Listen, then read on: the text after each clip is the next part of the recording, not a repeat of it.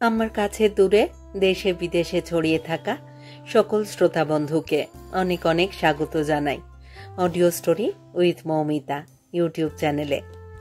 এই চ্যানেলে আজ আপনাদের পড়ে শোনাব নিমাই ভট্টাচার্যের লেখা উপন্যাস ডার্লিং। উপন্যাসটির প্রথম পর্ব থাকছে আজকে। ভারী রোমান্টিক একটি উপন্যাস। গল্প শুরুর আগে আমার পুরনো কথাগুলি একবার সংক্ষেপে বলে নিচ্ছি। এই চ্যানেলে যারা আমার গল্প পাঠটি শুনছেন তাদের কাছে অনুরোধ, যদি আমার পাঠ এবং পরিবেশনা আপনাদের ভালো লাগে একটি লাইক করবেন এবং যদি সম্ভব হয় গল্পটিকে আপনাদের প্রিয়জনের মধ্যে শেয়ার করে দেবেন এবং অবশ্যই নোটিফিকেশন অন রেখে চ্যানেলটি সাবস্ক্রাইব করে আমার সাথে থেকে নিয়মিত শুনতে থাকার অনুরোধ রাখি। আর কথা বাড়িয়ে সময় নষ্ট করব না, শুরু করছি ডার্লিং উপন্যাসটির প্রথম পর্ব।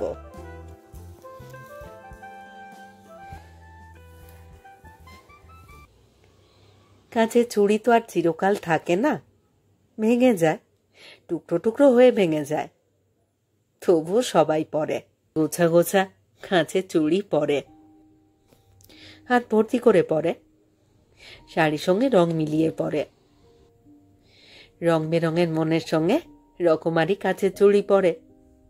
সবাই জানে ওগুলো টিকবে না, থাকবে না, থাকতে পারে না। জানলেই কি সব মেনে নেওয়া যায়? বর্ষার নদী নালাগুলো যখন মাতলামি করে তখন কি তারা ভাবতে পারে শীতের সকাল, চৈত্রের গোধূলির বিপন্ন দিনগুলির কথা? পারে না, ভুলে যায়। বছরের পর বছর ভুলে যায়। হিমালয় শৃঙ্গে বাস করে সে তো শুভ্র তুষার উপহাস করে নিচের পৃথিবীকে। অতল জলের আহ্বানে একদিন তাকে ছুটতে হয় স্বর্গ থেকে মর্তে। সে জানে, জেনেও ভুলে থাকার ভান করে। কিতাবে পুঁথিতে সব কিছু লেখা আছে, পড়লেই সব জানা যায়। অনেকেই জানে, জানে ললিতাও। আকাশের কোলে রামধনু ওঠে, তার জীবন দীর্ঘস্থায়ী নয়। কিন্তু তবু যখন মেঘমুক্ত আকাশের কোলে রঙের মেলা বসে তখন সবাই দেখে, দু চোখ ভরে দেখে, না দেখে পারে না। ললিতাও পারেনি। অনেকদিন কাজে চুড়ি পরেনি ললিতা। ওর প্রায় সব বন্ধুই পড়ত। তারপর হঠাৎ একদিন কি যেন হলো, ললিতা কাজে চুড়ি পরল। কিন্তু কতদিন তার মেয়াদ? একদিন ভেঙে গেল হঠাৎ, অপ্রত্যাশিত। তবু মন খারাপ হলো। স্বপ্ন ভেঙে যাবার বেদনা, শূন্যতার জ্বালা ওকে আনমনা করল। বারান্দায় মেতে চেয়ারে বসে দূরে সুন্দরনগর মার্কেট আর মথুরা রোডের দিকে চেয়েছিল। চুপচাপ দেখছিল কতজনের আসা যাওয়া। ওরা ছুটছে, টপ গিয়ারে গাড়ি চালিয়ে ছুটছে, হয়তো প্রিয়জনের টানে, প্রাণের তাগিদে ছুটছে। ললিতা ছুটতে পারে না। কার টানে, কিসের আশায় ছুটবে? হঠাৎ টেলিফোনের বেল বাজতেই চমকে উঠল। ওরা কেউ বাড়ি থাকলে পূরণ সিং টেলিফোন ধরে না। ললিতা উঠে গেল, রিসিভার তুলে বলল, হ্যালো। হ্যালো, 384939? ইয়েস। মিস্টার সরকার আছেন? না, উনি তো নেই। মিসেস সরকার? না, উনিও নেই। মনে হলো হয়তো পরিচিত কেউ ফোন করেছেন। ললিতা জিজ্ঞাসা করল, আপনি কে? আপনি কে কথা বলছেন? আমার নাম মানব চ্যাটার্জি। মানব চ্যাটার্জি? ললিতার খটকা লাগে। দিল্লির মানব চ্যাটার্জি? আপনি কোন মানব চ্যাটার্জি বলুন তো? আমি আমি দেবুর সঙ্গে আর্জি করে। মানুদা? হ্যাঁ। কোথা থেকে টেলিফোন করছেন? স্টেশন থেকে? না, মৌলানা আজাদ মেডিকেল কলেজ থেকে। হঠাৎ এখানে? নতুন চাকরি নিলেন নাকি? বুড়ো বয়সে আবার পড়বার শখ হলো। ললিতা হাসে। এরই মধ্যে আপনি বুড়ো হয়ে গেলেন। দেবুর মতো বিয়ে করে সংসার করছি না বলে বুড়ো হইনি ভেবেছ? বাজে কথা ছাড়ো। এমডি না এমএস করতে এলেন? এমএস। হাজি এসেছেন? না, সপ্তাহখানেক হবে। আর আজ টেলিফোন করছেন? বাবা মা শুনলে হয়তো আপনার কপালে মারধর। মাসিমা মেসমশাই কোথায়?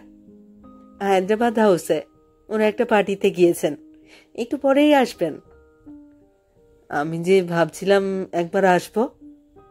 চলে আসুন, আমি তো আছি। আচ্ছা, আসছি। চারুবাবুর এক ছেলে এক মেয়ে, দেবপ্রসাদ আর ললিতা। ললিতার আগে আর একটা মেয়ে হয়েছিল, কিন্তু মাত্র 4 বছর বয়সেই মারা যায়। ওর মৃত্যুটা বড় দুঃখের, বড় বেদনার। ইমার্জেন্সি ডাক্তারটার জন্যই মেয়েটা মারা গেল। বাইরের কাটা ছেঁড়াগুলো ব্যান্ডেজ বেঁধে দিল, কিন্তু একটু খেয়াল করলো না মাথার ভেতর কোনো চোট লেগেছে কিনা। চারুবাবু নিজে ডাক্তারকে বলেছিলেন, কোনো ইন্টারনাল ইনজুরি হয়নি তো? ডাক্তার গ্রাহ্যই করলো না কথাটা। ডোন্ট বদার, কাল সকালেই ঠিক হয়ে যাবে। খুশি মনে মেয়েকে নিয়ে বাড়ি ফিরলেন, কিন্তু শেষ রাত্রিরের দিকে মেয়েটা কেমন অদ্ভুতভাবে ছটফট করতে লাগলো। তখনই আবার ছুটেছিলেন হাসপাতালে। সেই ছোকরা ডাক্তারকে আর চিকিৎসা করতে হয়নি, শুধু ডেথ সার্টিফিকেট লিখতে হয়েছিল। সেদিনই চারুবাবু ঠিক করলেন ছেলেকে ডাক্তারি পড়াবেন, মিলে থেকে পাশ করিয়ে আনবেন। জীবনে চলার পথে চলতে গিয়ে অনেক সিদ্ধান্তই বাতিল করতে হয় অথবা সংশোধন। চারুবাবুও নিশ্চয়ই করেছেন, কিন্তু ছেলে ডাক্তার হয়েছে, এমবিবিএস পাশ করে এমআরসিপি পড়তে বিলেতে গেছে। দেবু এমবিবিএস পড়ত আরজিকর মেডিকেল কলেজে। মানব ওই একই ব্যাচের ছেলে। দুজনেই কলকাতার বাইরের ছেলে বলে প্রথম থেকেই ওদের ভাব, বন্ধুত্ব হয় রিসেকশন ক্লাস করতে করতে। একই গ্রুপে ছিল। শেষ 3টে বছর হস্টেলের একই ঘরে কাটিয়েছে, একই সঙ্গে পড়াশুনো করেছে, হাসি ঠাট্টা স্ফূর্তিও করতো একসঙ্গে। আস্তে আস্তে সেই বন্ধুত্বের ঢেউ এসে লেগেছে দুটি পরিবারে। দীপু মাকে লিখত, মা পরপর 3 দিন কলেজ ছুটি, তাই আমি আর মানু আজ রাত্রে আপার ইন্ডিয়া এক্সপ্রেসে ভাগলপুর যাচ্ছি। শনিবার ওদের বাঙালি টোলায় মানময় গার্লস স্কুল থিয়েটার। রবিবার রাত্রে রওনা হয়ে সোমবার সকালে এখানে ফিরে কলেজ করব। লতাকে আমার চিঠির জবাব দিতে বলো। আর বাবা কি এর মধ্যে কলকাতা আসছেন? কোনো সময় আবার চিঠি আসছ, মানু ভাগলপুর থেকে 6 গজ সিল্কের কাপড় এনেছে পাঞ্জাবি বানাবার জন্য। দোকানে বানাতে দিয়েছি, কিন্তু মেকিং চার্জের অভাবে আনতে পারছি না মা। তুমি যদি আলমারির নিচে ড্রয়ার থেকে কিছু সাহায্য করো, তাহলে এই দুটি হোস্টেলবাসী দুঃখী ছেলের বহুদিনের শখ চরিতার্থ হয়। আমি 32 টাকা ফি নিয়ে প্র্যাকটিস শুরু করেই তোমার ওইসব ধার মিটিয়ে দেব। এদিক থেকে চারুবাবু শ্রী কল্যাণ বরসু মানুকে লিখতেন, তুমি একবার টালিগঞ্জে গিয়ে আমার দিদির সঙ্গে দেখা করো। দিদি ছোট ছেলেটি বহুদিন ধরে ভুগছে, পাড়ার ডাক্তারদের দেখিয়ে বিশেষ কোনো একটা ফল হয়নি। তুমি অতি অবশ্য ওর সুচিকিৎসার ব্যবস্থা করো। তোমার বন্ধুর দ্বারা এসব কাজ কোনোদিনই হবে না। কত কথা মনে আসে ললিতার, অনেক দিন আগেকার কথা। তখনও ছোট, ফ্রক পরতো, স্কুলে পড়তো, তবু সব কথা মনে আছে। মিল বাজতে ললিতা দরজা খুলে দিল। মানব যেন একটু চমকে উঠল, হঠাৎ কোনো কথা বলতে পারল না। কটি বছরে এত পরিবর্তন! সেদিনকার ললিতা আজ। ললিতা হাসতে হাসতে বলল, কই আসুন। দাঁড়িয়ে দাঁড়িয়ে কি ভাবছেন? ড্রয়িং রুমে ঢুকতে ঢুকতে মানব বলল, তুমি কত বড় হয়ে গেছো। টানা টানা চোখ দুটো ঘুরিয়ে একবার যেন নিজেকে দেখে নেয় ললিতা। আপনি কি ভাবছেন আমি এখনো সেই স্কুলের মেয়ে আছি? সামনে সোফায় বসতে বসতে মানব বলল, আমি জানি তুমি বিয়ে পাশ করে এমএ পড়ছো। পড়ছি নয়, পরীক্ষা দিয়েছি। এমএ পড়াও শেষ? ফেল করলে আবার পড়তে হবে, নইলে। মানব হাসে। না না, ফেল করবে কেন, নিশ্চয়ই পাশ করবে। কেমন করে জানলেন? মারে, তুমি তো বরাবরই লেখাপড়ায় ভালো। মানব মুখ তুলে ওকে দেখে জিজ্ঞাসা করল। ললিতা সোফার পাশে দাঁড়িয়ে হাসল। মানব মুখ তুলে ওকে দেখে জিজ্ঞাসা করল, হাসছো কেন? আপনি বোধহয় ভাবতে পারেননি আমি এত বড় হয়েছি। জানতাম তুমি বড় হয়েছ, কিন্তু কিন্তু সেদিনের লতা যে 23 বছরের ধাড়ি মেয়ে হয়েছে তা ভাবেননি, তাই তো? ললিতা একবার ভিতরে গিয়ে পূরণ সিংকে চা দিতে বলে এলো। মানব একবার খুব ভালো করে ওকে দেখলো সেদিনের লতা সত্যি ললিত লাবণ্যে ভরে গেছে, যেন একটা দোলন চাপা, যেমন স্নিগ্ধ তেমনই আকর্ষণীয়। চোখের দৃষ্টিতে একটু আবির লাগিয়েছিল।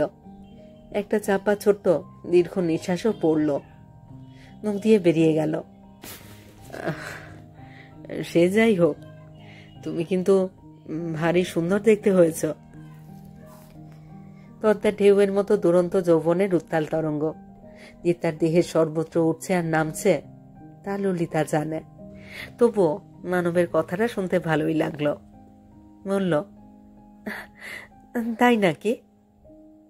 তবে কি? চা খেতে খেতে মানব জিজ্ঞাসা করল, পরীক্ষা দিয়ে কি করছো? কিচ্ছু না। কিছু না মানে? কোথাও বেড়াতে যাবে নাকি? না।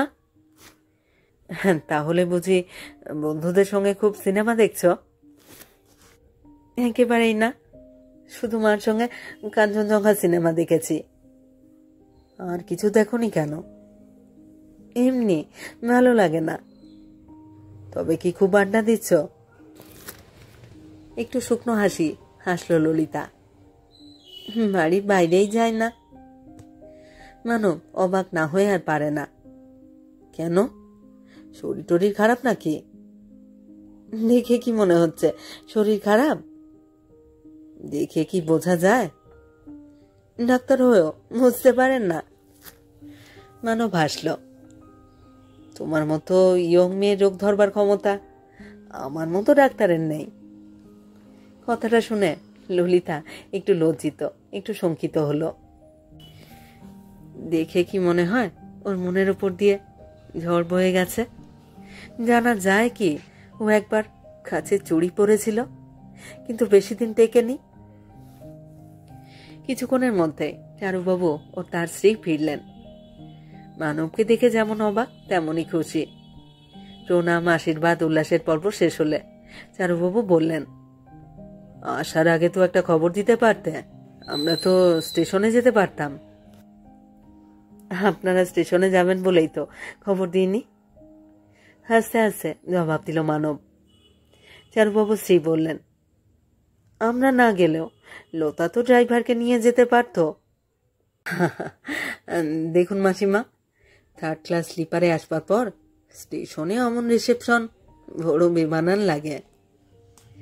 ললিতা টিপ্পনি কাটল, আপনি ডাক্তার না হয়ে লয়ার হলেন না কেন? বেশ তো তর্ক করতে পারেন। তুমি আগে পরামর্শ দাওনি তাই। এবার থেকে নেবেন। সবাই হাসলেন। চারুবাবু মেয়ের দিকে তাকিয়ে জিজ্ঞাসা করলেন, রে লতা, মানুষ জিনিসপত্র ঠিক করে রেখেছিস? তুমি কি ভেবেছ উনি স্টেশন থেকে আসছেন? তবে কি? বাঁকা চোখে একবার মানবকে দেখে ললিতা বলল, উনি আজ আসেননি, 8-10 দিন হলো এসেছেন। সে কি? অবাক হলেন চারুবাবুর স্ত্রী। সঙ্গে সঙ্গে চারুবাবুর প্রশ্ন, এতদিন কোথায় ছিলে? মানব সবিনয় নিবেদন করল, সে মৌলানা আজাদ মেডিকেল কলেজের হস্টেলে থেকেই এমএস পড়বে। না না মানু, আমরা থাকতে তুমি হস্টেলে থাকবে? তা হয় না। চারুবাবু মাথা নাড়তে নাড়তে বললেন, না মেসোমশাই, হস্টেলে না থাকলে ঠিকমতো পড়াশুনো হবে না। এক মুহূর্তের জন্য আবার থেমে বলল, আমার বাড়ির অবস্থা তো আপনারা সবই জানেন। অনেক কষ্ট করে, অনেক ঝামেলা সহ্য করেও। মানবের বাবা অক্ষয় চ্যাটার্জি নাগলপুরের নামকরা উকিল ছিলেন। ছোট ভাইদের লেখাপড়া শিখিয়েছিলেন, বোনেদের বিয়ে দিয়েছেন। দুটি ছোট ভাই তো ওর কাছেই থাকতো। একজন তো আবার অক্ষয়বাবুর জুনিয়র ছিল। জুনিয়র না ঘোড়ার ডিম। LLB পাশ করবার পর বছরখানেক কোর্টে গিয়েও যখন কিছু হলো না, তখন অক্ষয়বাবু একদিন বললেন, আরে কালাচাঁদ, এবার থেকে বরং আমার সঙ্গেই কাজ কর। যাই হোক, সংসারটা বেশ চলছিল। পুরনো একতলা বাড়িটা ভেঙে চুরে দোতলা করলেন।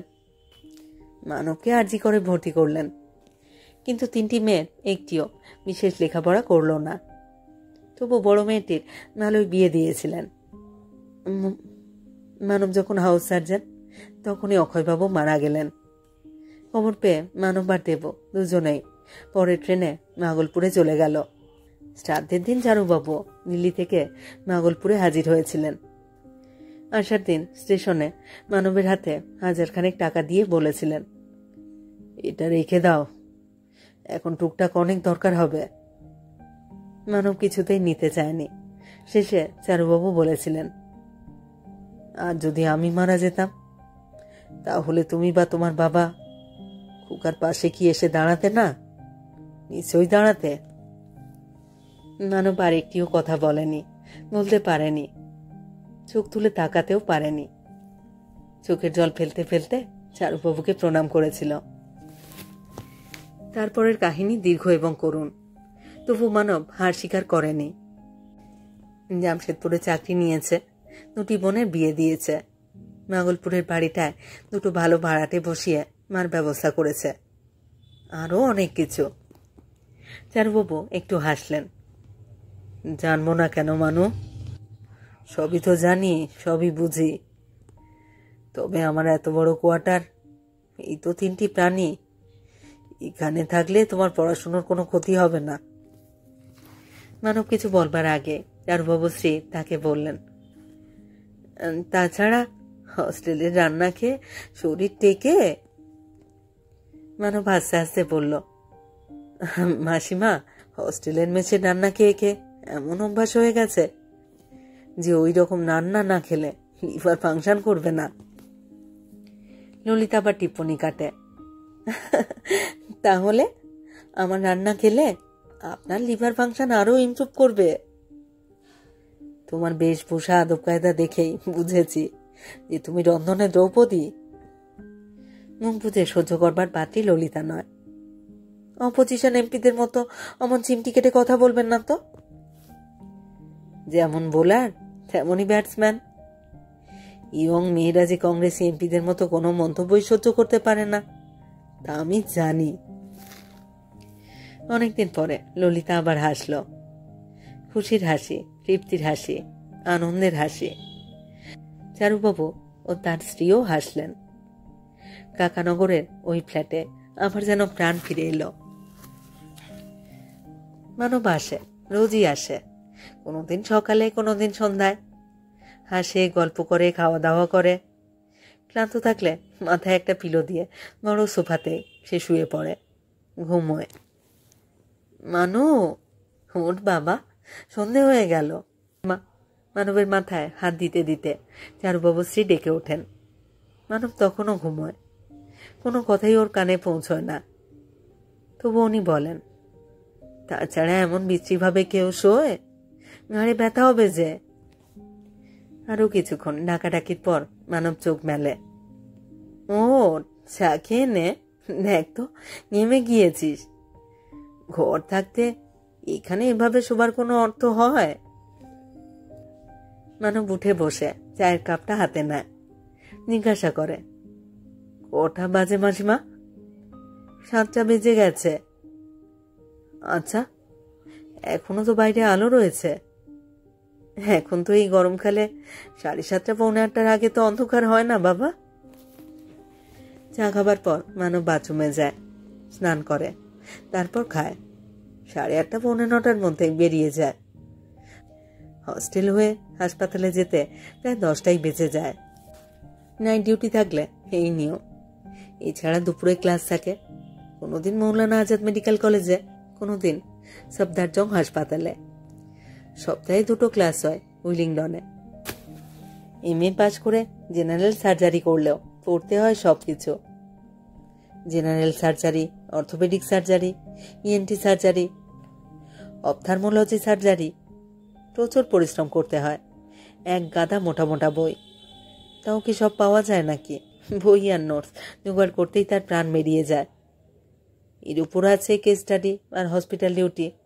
সব মিলিয়ে প্রাণান্তকর ব্যাপার। বড্ড ক্লান্ত হয়ে পড়ে মানব। তাই তো রোজ একবার করে আসে এখানে। আসবেই। একটু গল্পগুজব, একটু খাওয়া দাওয়া, তারপর আবার চলে যায়। ব্যতিক্রম হয়, তবে খুব কম, কদাচিৎ। ললিতা এসে অনেকক্ষণ ডাকাডাকি করেও মানবের ঘুম ভাঙাতে পারল না। মা এসে বললেন, থাক না লতা, আর ডাকিস না। কাল রাত্রে নিশ্চয়ই একটু ঘুমোতে পারেনি। ঘুম ভাঙতে মানব চমকে উঠল। হাতের ঘড়ি দেখে শশব্যস্ত হয়ে উঠে দাঁড়ালো। ললিতা এসে জিজ্ঞাসা করল, স্নান করবেন না? না, সময় নেই। মারে, এই গরমে স্নান না করে কি করব? তুমি আগে ডাকলে না কেন? ললিতা হাসে, হ্যাঁ তো জোরে জোরে আপনাকে ডেকেছি যে রাস্তায় ভিড় জমে গিয়েছিল, তা জানেন? মাঝে বকো না। এর মধ্যে চারুবাবু স্ত্রী এসে ঢুকলেন ড্রয়িং রুমে। মানুকে আজ বরং আর হাসপাতালে যেতে হবে না। কেন মাসিমা? মুশাটের বোতাম আটকাতে আটকাতে মানব জিজ্ঞাসা করল, কাল রাত্রে নিশ্চয়ই একটুও বিশ্রাম করতে পারিসনি, তাই না? একটা মেয়ে কাল রাতে বড় জ্বালিয়েছে, একটুও বসতে দেয়নি। কি হয়েছে মেয়েটার? কি আবার হবে, সুইসাইড করবার চেষ্টা করেছিল, কিন্তু মরেনি। মানব অত্যন্ত সাধারণভাবেই বলল। ললিতা আর ওর মা প্রায় একই সঙ্গে জানতে চাইলেন, কি করেছিল? বিষ খেয়েছিল? বিষ খেলে তো বেঁচে যেতাম। মানবের কথা শেষ হবার আগে ললিতা বলল, কেন? সাধারণ পয়জনিং কেস তো সার্জিক্যাল কেস হয় না। বারান্দা থেকে ঝাঁপ দিয়েছিলেন, হাড়গোড় কিছুই ভাঙেনি, কিন্তু একটা লোহার রড পেটে ঢুকে গিয়ে। ললিতা জিজ্ঞাসা করল, তারপর? ওর মা জিজ্ঞাসা করলেন, মেয়েটা বেঁচে আছে তো? মানব হেসে বলল, হ্যাঁ মাসিমা, বেঁচে আছে, কিন্তু কাল রাতে 1 মিনিটও বসতে দেয়নি। আজকে আর নাইট ডিউটিতে যেতে হবে না, তুই একটা টেলিফোন করে দে। কিন্তু সেটা কি ঠিক হবে মাসিমা? খুব ঠিক হবে। তাছাড়া উনিও তোকে আজ সারা রাত জাগতে বারণ করেছেন। মানব অবাক হল, মেসমশাইও? ললিতা হাসতে হাসতে বলল, আপনার কি ধারণা আমার মা মিথ্যাবাদী? তুমি চুপ করো না। তোমাকে ফরফর করতে কে বলেছে? ললিতাও ছাড়বার পাত্রী নয়। দেখছো মা, বাবার কথা শুনতে কেমন ঘাবড়ে গিয়েছেন। মানব ঘাবড়ে যায়নি, তবে এটা ঠিক, চারুবাবুর কথার অমান্য করার ক্ষমতা ওর নেই। এত স্নেহপ্রবণ ও যুক্তিবাদী যে ওর কথার অবাধ্য হওয়া কঠিন, অসম্ভবই বলা যেতে পারে। শেষ পর্যন্ত মানব হাসপাতালে টেলিফোন করে জানিয়ে দিল, তাহলে চলুন মাসিমা, একটা সিনেমা দেখে আসি। হিচককের একটা ভালো বই চলছে। ভ্রু দুটো উপরে তুলে চোখ বড় বড় করে ললিতা বলল, হে কি, ভূতের মুখে রাম নাম? আপনি সিনেমা দেখবেন? মা বকলেন, এই লতা, চুপ কর না। লতা তবুও থামে না। আপনার মতো হাড়কিপটে সিনেমায় যাবে? মা আবার বললেন, তুই বড্ড ফাজিল হয়েছিস লতা। মানব হাসে। লতা সিদ্ধ মহাপুরুষের মতো মার বকুনিতে কান না দিয়ে বলল, কলকাতার হস্টেলে থাকবার সময় আপনি কত বেড়াতেন, কত কি দেখাতেন, আর এখন কুম্ভকর্ণের মতো শুধু ঘুমোতেই পারেন। এতে অবশ্য খরচের ভয় নেই। ললিতা আগের মতো চঞ্চল না হলেও সজীব হয়ে উঠেছে। এখন আর শুধু বারান্দায় বসে বসে অর্থহীন শূন্য দৃষ্টিতে মথুরা রোডের দিকে তাকিয়ে থাকে না। কাছে চুড়ি ভাঙার দুঃখ ভুলে না গেলেও সবসময় মনে পড়ে না। মানবের সঙ্গে গল্প করে, হাসে, ঝগড়া করে। লতার কথায় মানব হাসতে হাসতে বলে, মাসিমা, এই মেয়েটা আদর খেয়ে খেয়ে একেবারে মাথায় চড়ে বসেছে। ললিতা প্রতিবাদ করল, কথাটা ঠিক। কুকু মারা যাবার পরে হয়েছে বলে সবারই আদরের। মানব রান্নাঘরে দোরগোড়ায় গিয়ে বলল, কি মাসিমা, যাবেন তো? অনেককাল সিনেমা দেখি না। মানু, আমি যাব না রে বাবা। কেন মাসিমা, চলুন না, খুব ভালো বই। আমি বাপু বাংলা বই ছাড়া ইংরেজি হিন্দি ঠিক দেখে সুখ পাই না। যদি এই বইটা খারাপ লাগে তাহলে আমাকে বলবেন। তাছাড়া বড় জোর 1.5 ঘন্টা 1.25 ঘন্টার বই। তুমি বরং লতাকে নিয়ে যাও। মানব হাসতে হাসতে বলল, না না মাসিমা, এই মেয়েকে নিয়ে আমি যেতে পারবো না। লতাও সঙ্গে সঙ্গে বলল, আপনার মতো বেরসিক কৃপণের সঙ্গে আমি সিনেমায় যাব? আমি যখন দয়া করে রাজি হয়েছি তখন নিশ্চয়ই যাবে। শেষ পর্যন্ত ওরা সিনেমায় যায়। মানব বলেছিল ফিরে এসে খাবো, কিন্তু চারুবাবু বললেন, অত রাত্রে এসে ঠান্ডা ভাত খাওয়ার চাইতে এখনই খেয়ে নাও। খেয়ে দিয়ে সিনেমায় গেল ওরা। হাসতে হাসতে বেরিয়ে গেল। আনমনা ললিতাকে হাসতে দেখে ওর বাবা মাও খুশি হলেন। চারুবাবু বইটা বন্ধ করে বারান্দার দিকে তাকিয়ে বললেন, হ্যাঁ গো, ওরা রওনা হয়েছে? হ্যাঁ।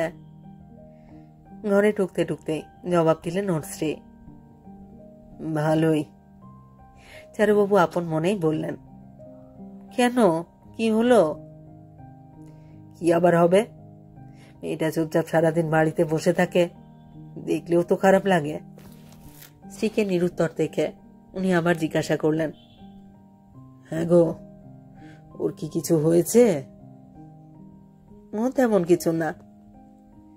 তেমন কিছু না মানে?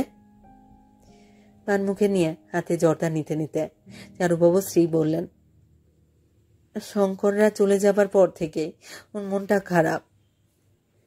তার জন্য এতদিন মন খারাপ হবার কি আছে? সাদা সিধে চারুবাবু অত শত না বুঝেই বললেন। ও স্ত্রী চুপ করে রইলেন। ও কথার কি জবাব দেবেন? স্বামী না বুঝলেও উনি তো বুঝতে পারেন মেয়ের মন এত খারাপ কেন। লতা অবশ্য খুব চাপা মেয়ে, কোনো কথা বলতে চায় না। তবু কথায় বার্তায় হাবে ভাবে মা মেয়ের কথা জানতে পারেন, বুঝতে পারেন।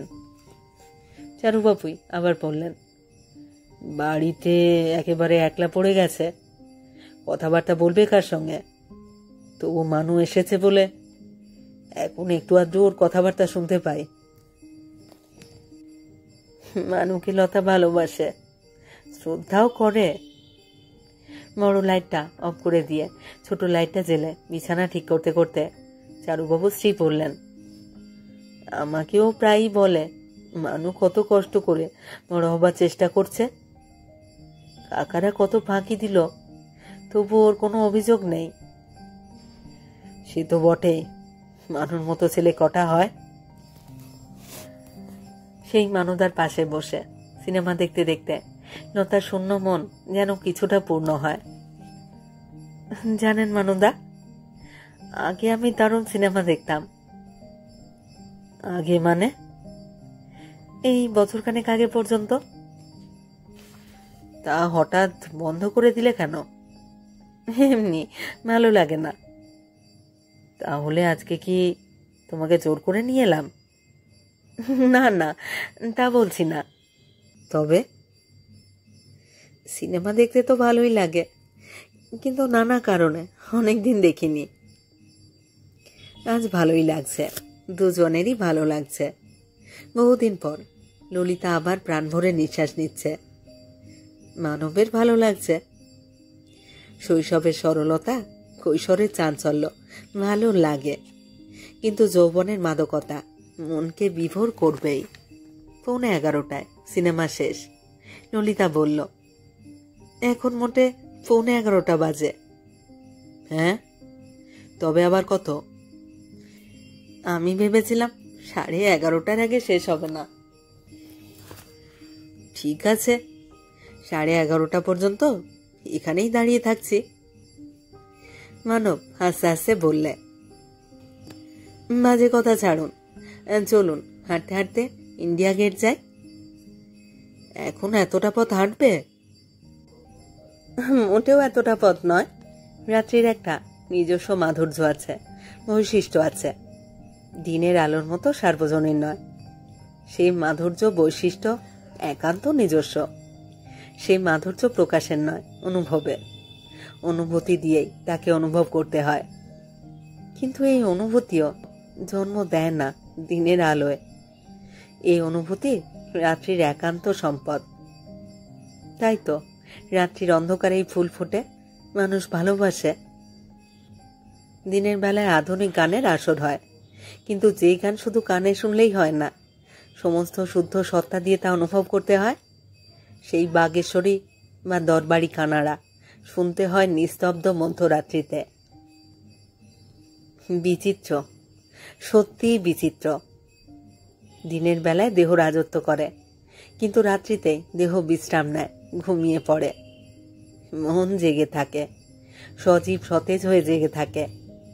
পুত্রহারা শোকাতুর জননী কর্মব্যস্ত, দেহ সর্বস্ব দিনের বেলায়, চোখের জল ফেলবার অবকাশ না পেলেও রাত্রিতে সমস্ত স্মৃতি তার চোখের সামনে ভিড় করে। তাই তো রাত্রে মানুষ স্বপ্ন দেখে, স্বপ্ন দেখে প্রিয়জনকে, স্বপ্ন দেখে ভবিষ্যতের। সে রাত্রে বাড়ি ফিরতে ফিরতে ওরাও যেন হঠাৎ একটা নতুন অনুভূতির স্বাদ পেল।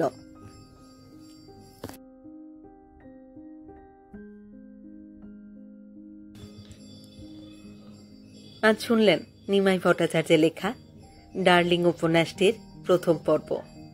পরবর্তী পর্বের জন্য সাথে থাকুন, চোখ রাখুন। আর অবশ্যই আপনারা আপনাদের মতামত কমেন্ট বক্সে লিখে জানান। আমাকে লিখে জানান অবশ্যই আপনাদের কেমন লাগছে শুনতে।